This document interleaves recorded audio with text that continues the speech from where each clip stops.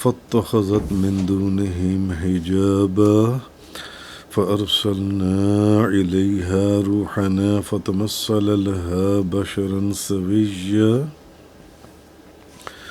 آج سورۃ مریم کی آیت نمبر 17 سے بیان ہے فاتخذت من دونهم حجابا فأرسلنا إليها روحنا فتمثل لها بشرا سويا۔ سو انہوں نے لوگوں کی طرف سے ایک آڑ بنا لی، بس ہم نے ان کے پاس اپنے فرشتے کو بھیجا، اس نے مریم کے سامنے ایک تندرست بشر کی شکل اختیار کر لی۔ تو اب جب بات یہاں تک چلی تھی کہ جب حضرت مریم کو بیت المقدس کی مشرق کی جانب جون سی ہے وہ جگہ دی گئی اور وہاں جا کر وہ بیٹھ گئیں، تو انہوں نے وہاں لوگوں کے سامنے ایک پردہ سا بنا لیا، آڑ بنا لی۔ اب آگے فرمایا جا رہا ہے کہ ہم نے ان کے پاس اپنی روح کو بھیجا، اپنی روح کو، اور اس روح سے مراد کیا ہے؟ فَأَرْسَلْنَا إِلَيْهَا رُوحَنَا۔ اور اس روح سے کیا مراد ہے کہ ہم نے ان کے پاس اپنی روح کو بھیجا؟ اس روح سے مراد جبریل علیہ السلام ہے۔ اور قرآن مجید میں مختلف جگہوں پر حضرت جبریل علیہ السلام پر روح کا اطلاق کیا گیا ہے، روح فرمایا گیا ہے آپ کو قرآن مجید کے اندر، جیسے کہ قرآن مجید کے اندر ہے تنزل الملائکۃ والروح فیہا، کہ لیلۃ القدر کی جو رات ہے اس میں فرشتے اور روح یعنی جبریل علیہ السلام نازل ہوتے ہیں، یعنی جبریل علیہ السلام کو قرآن کے اندر روح فرمایا گیا۔ تو اب لکھنے والوں کا مفسرین میں اس میں اختلاف ہے کہ حضرت جبریل علیہ السلام کس صورت میں ظاہر ہوئے تھے، کس صورت میں، کہ جب ہم نے ان کے پاس اپنی روح کو بھیجا تو وہ کس صورت میں آئے تھے ان کے پاس جو ان سے؟ تو بعض مفسرین نے کہا کہ وہ ایک خوبصورت بے ریش جوان کی شکل میں ظاہر ہوئے تھے، ایک بے ریش خوبصورت نوجوان کی شکل میں آئے تھے۔ اور بعض مفسرین نے کہا کہ بیت المقدس میں یوسف نامی ایک خادم تھا، آپ اس کی شکل میں ظاہر ہوئے تھے۔ اب وہ بے ریش شکل نوجوان لڑکے کی شکل میں آئے یا اس خادم کی شکل میں آئے، تو بشر کی شکل میں آنے کی وجہ کیا تھی کہ وہ اپنی اصل شکل میں بھی آ سکتے تھے بی بی مریم کے سامنے۔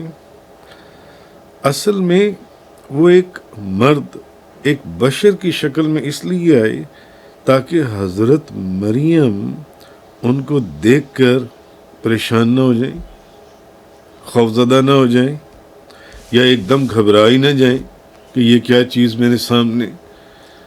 اس لیے وہ ایک بشر کی، انسان کی، ایک مرد کی شکل میں جو ان کے سامنے آئے تاکہ بی بی مریم جو ان سے بات چیت تو کر سکیں، ان سے گفتگو تو کر سکیں۔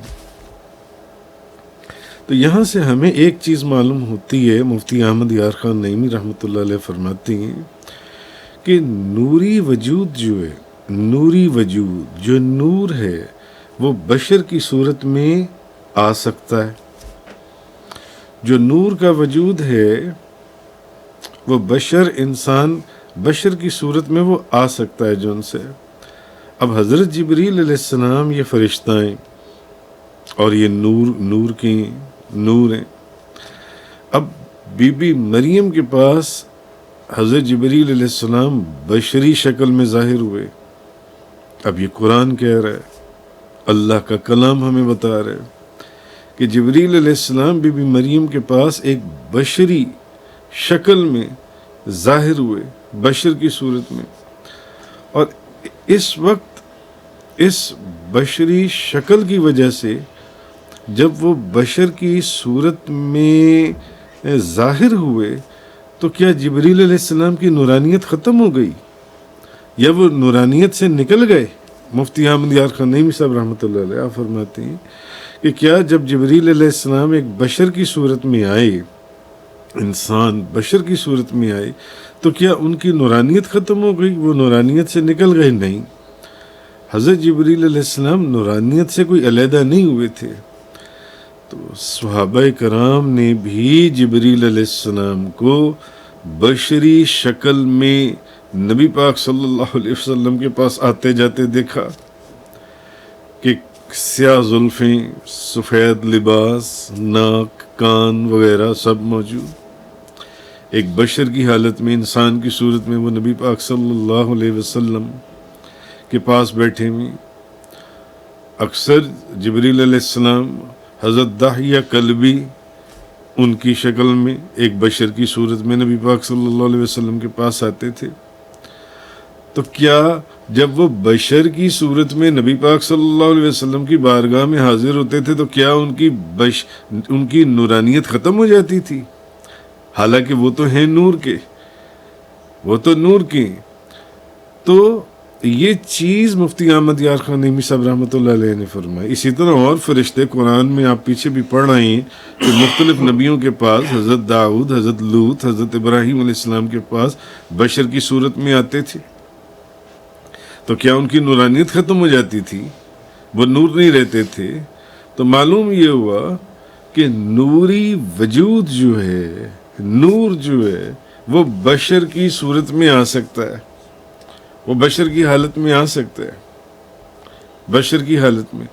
اور جب وہ بشر کی حالت میں ایک انسان کی کیفیت میں آئے گا تو اس سے یہ نہیں ہوگا کہ اس کی نورانیت ختم ہو جائے گی، کہ اب وہ نور نہیں رہا، نور نہیں رہا۔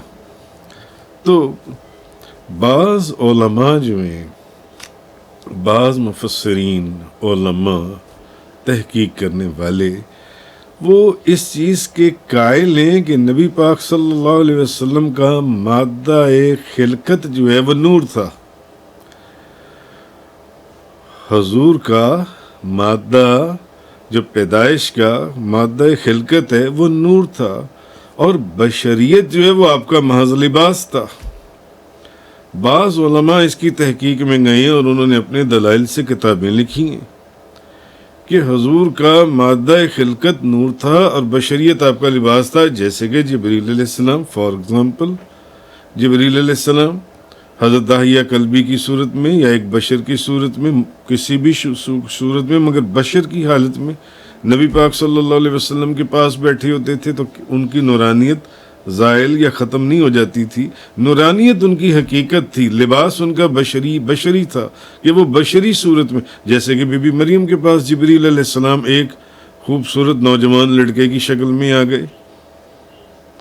تو بعض پھر مفسرین علماء نے انہوں نے کہا کہ نبی پاک صلی اللہ علیہ وسلم کا مادہ خلقت جو ہے وہ نور تھا، اور بشریت جو ہے یہ تو آپ کا محض لباس تھا،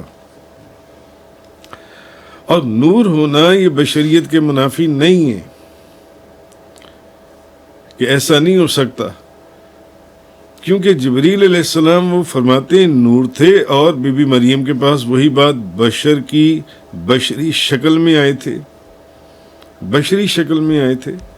مگر پھر اس پر بھی پھر کوئی بندہ یہ اعتراض کر سکتا ہے یا یہاں پر یہ سوال اٹھا سکتا ہے، یہ ایک لمبی بحث ہے، تو کہ قرآن مجید کے اندر مختلف جگہوں کے اوپر اس چیز کی وضاحت آئی ہے کہ ہم نے تو رسول اللہ صلی اللہ علیہ وسلم کو تم ہی میں سے مابعوث کیا ہے، ہم نے تو آپ صلی اللہ علیہ وسلم کو تم ہی میں سے پیدا کیا، تم ہی میں سے۔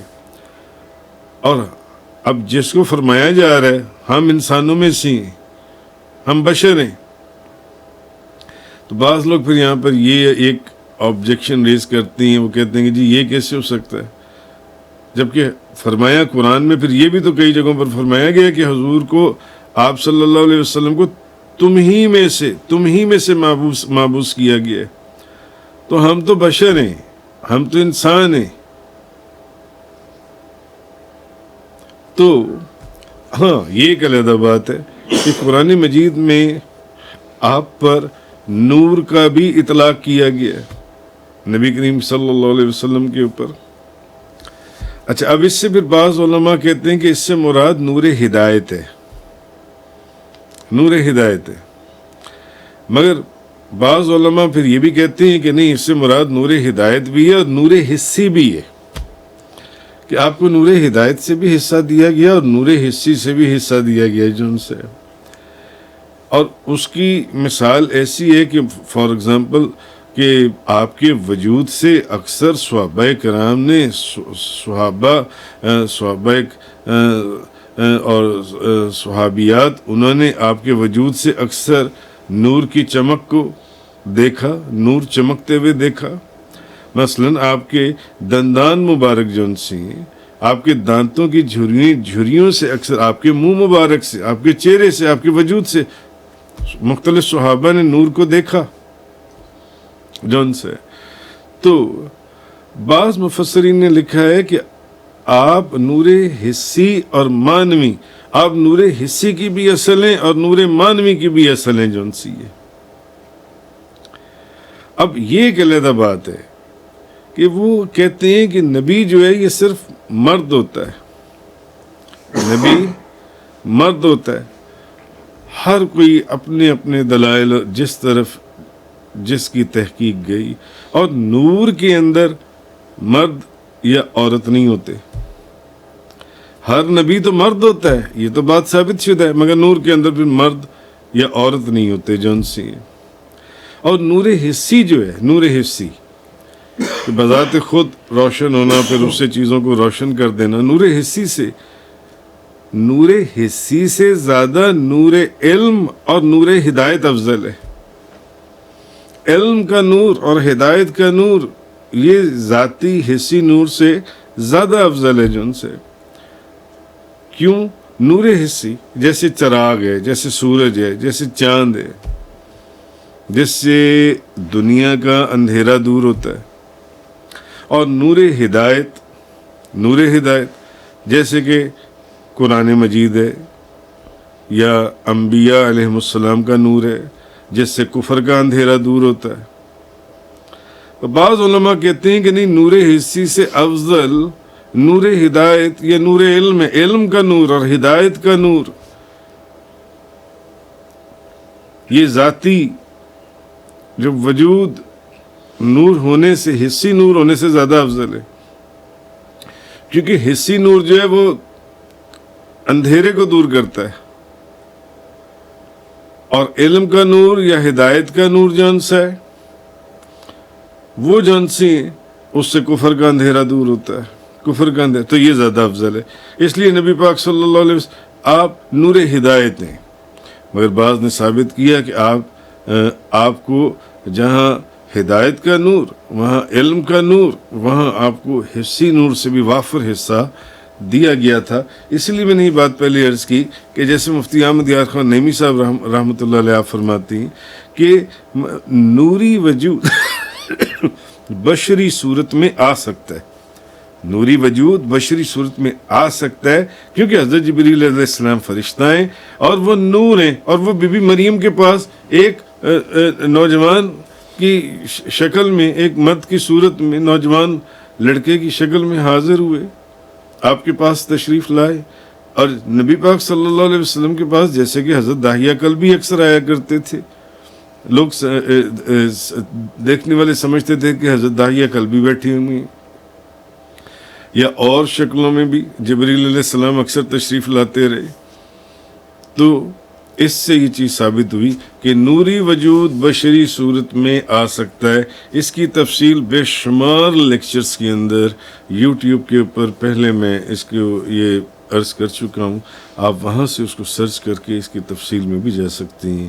وآخر دعوانا ان الحمد للہ رب العالمین والصلاة والسلام علی رسولہ خیر خلقہ سیدنا محمد وعلی آلہ وصحبہ وازواجہ وعلماء ملتہ وعلیاء امتہ وامتہ اجمعین۔